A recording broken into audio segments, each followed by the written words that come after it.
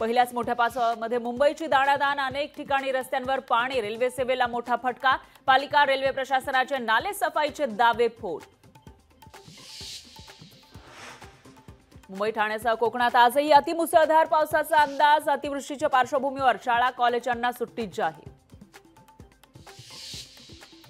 पावित्र्य राखलं गेलं नसल्यास नीटची फेरपरीक्षा घेण्याचे आदेश द्यावे लागतील, सुप्रीम कोर्टाचे स्पष्ट संकेत। पेपरफुटीबाबतची माहिती सादर करण्याचे एनटीएसह सीबीआयला आदेश। मुंबई महानगरमध्ये सीएनजी पीएनजीच्या दरात वाढ, सीएनजी 1.5 तर पीएनजी 1 रुपयाने महागलं। मुंबईकरांना 1 किलो सीएनजीसाठी 75 रुपये तर पीएनजीसाठी मोजावे लागणार 48 रुपये।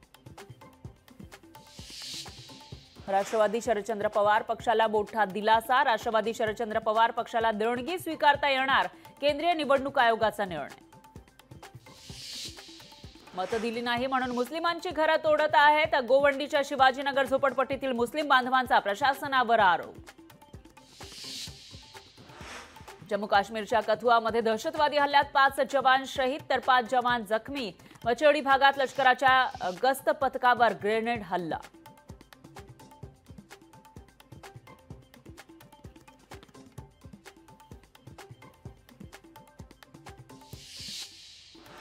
शिवसेना युबीटीच्या आमदारांचं स्नेहभोजन, विधान परिषद निवडणुकीआधी स्नेहभोजन।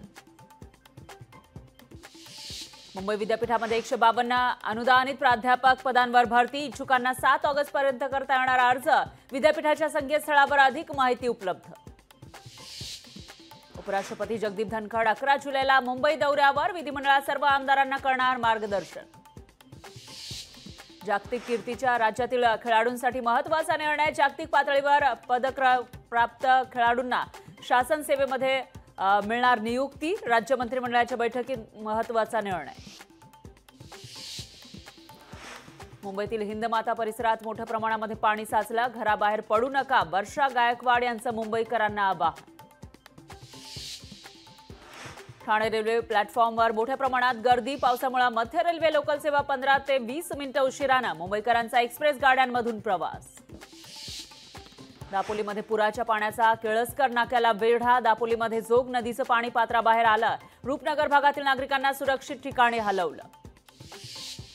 सिंधुदुर्ग जिल्ह्यामध्ये अतिवृष्टी सदृश्य पाऊस, ओरोस जिजामातानगरमधील नागरिकांचं सुरक्षित स्थळी स्थलांतर, खासदार नारायण राणे, निलेश राणेंनी केली पाहणी।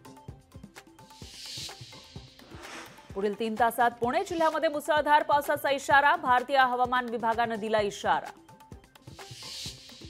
हिंगोलीला पावसाने झोडपला, मुसळधार पावसाचा पिकांना फटका, अनेक भागात शेती पाण्याखाली।